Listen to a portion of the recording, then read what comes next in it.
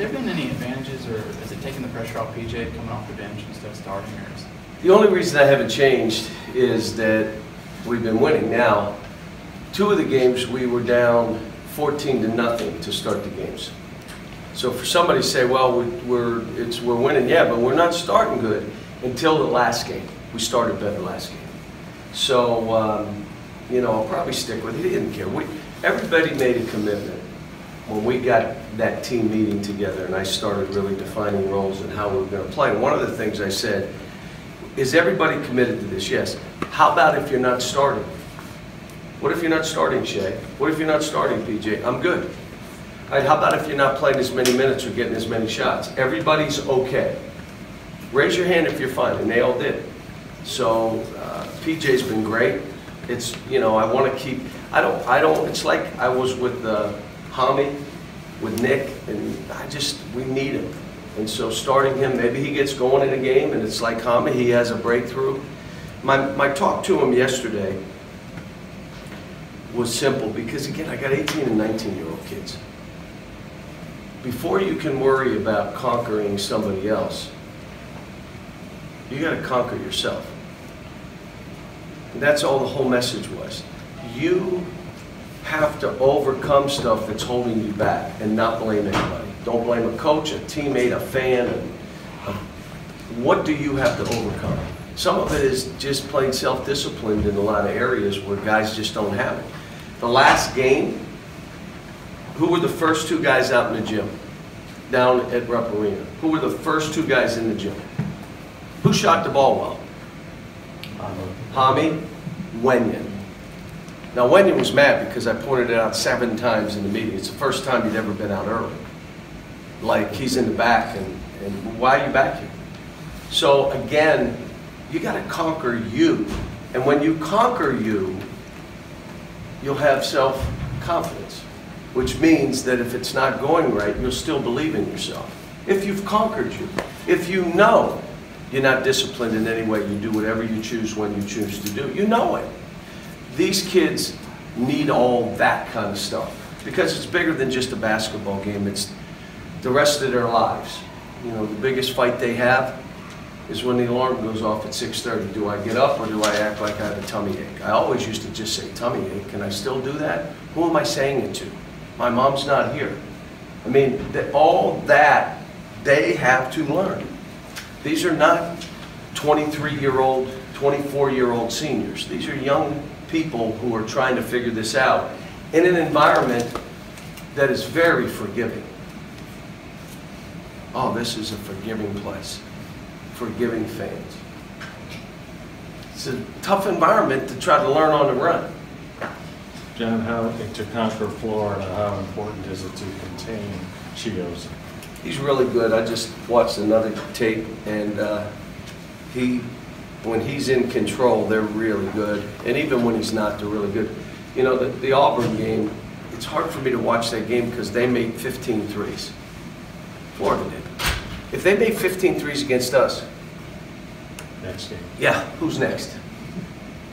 I mean, so watching it was, well, another one, another one, another one. Some of them contested, some of them on a rotation, some of them I just sat there and said, whew, I hope that's not them.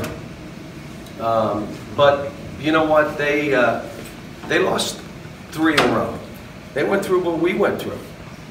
And then they came back and won that game and then beat Alabama on the road. So they're clicking at the right time too.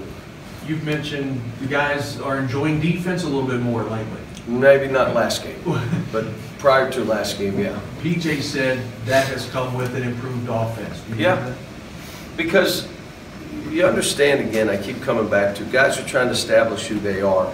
I had to help them. They're still, you don't understand. Oh, I do. So does everybody else that's been watching you. Just do this, you're looking very good right now. But when you have that and you're comfortable, you are better on defense. But here's the other side that killed us early. When the offense, we were inept. You have great defense for 5 straight plays, and you get no reward. You don't go down and score. You miss a layup. You shoot an air ball on a wide open 3. The wrong guy drives the ball and just turns it over. Unrewarded defense after a while, you're like guarding and doing all this, and it's not leading to anything. So it's kind of been a combination of guys are more in tune to the team offensively, what they have to do, which makes them more likely to be enthused about defending. John, the Florida coach questioned his team's competitiveness a couple of weeks ago. And I'm wondering what message that sends to the opposing coach by maybe trying to get on them early or... No, I even wondered, look, I tell you guys all the time, I evaluate coaches. You guys do it however you want. I want to know when things go south, how do they respond? And do they know their team better than anybody? And does the team respond to them?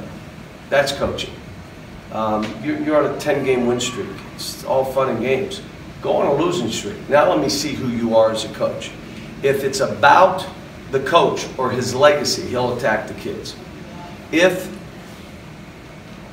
Mike knew these guys needed me to shake them up and question them this way, he didn't do it personally, I don't imagine. He didn't do it specifically. He said as a team, we just don't have a competitive spirit. I didn't read it, so I don't know.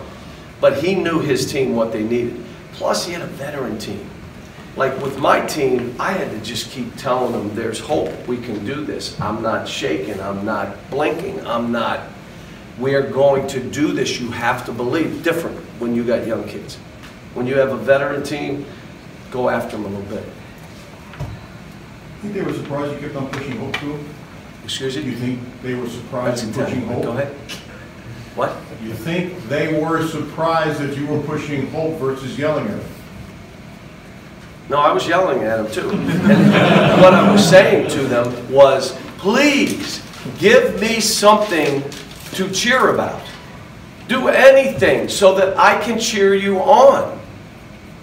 I was telling coaching friends of mine, what do you do if they're not, how do you coach if you're not going to correct? And if they do the same thing 3 times, correct aggressively, what do you just clap? Ah, don't worry.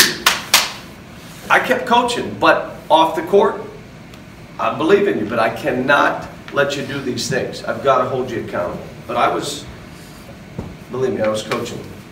What's the kind of game that you think you'll need, Nick, to break through or whatever to win, whether it's next week or... Look, here, I'll ask you this question. If Nick played as hard as Jared, what would he be? So he'd be really good, but explain what would you say really good? Rebound, active. Okay, and what would that mean for him personally? Top 5 pick? Lottery, top 5 pick? So my question is, why won't you do that?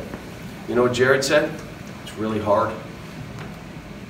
It's hard. You don't have to make a shot. How about the kid can shoot, he can make free throws, he's a good shot blocker, play as hard as he plays. Well, okay. And we're trying to, but he's young, he's just learning, he's never been through this. He's never, like I'm telling him as much as that, you gotta conquer you first, kid. Most of these kids, when they think they are done, they got 40% left in the tank. 40%. But they have convinced themselves their whole life, I'm stopping. Why? Because I feel like stopping. I can say what I'm going to get. Coach, I can't go today. My knee just doesn't feel good. What? Okay. I mean, all that stuff, now you come here, and it's coming at you like this. You ready for a couple of these guys? They don't know if they're coming or going, especially mid-season. Now all of a sudden we're kicking it in, but we need Nick and we need Sasha. And here's the thing.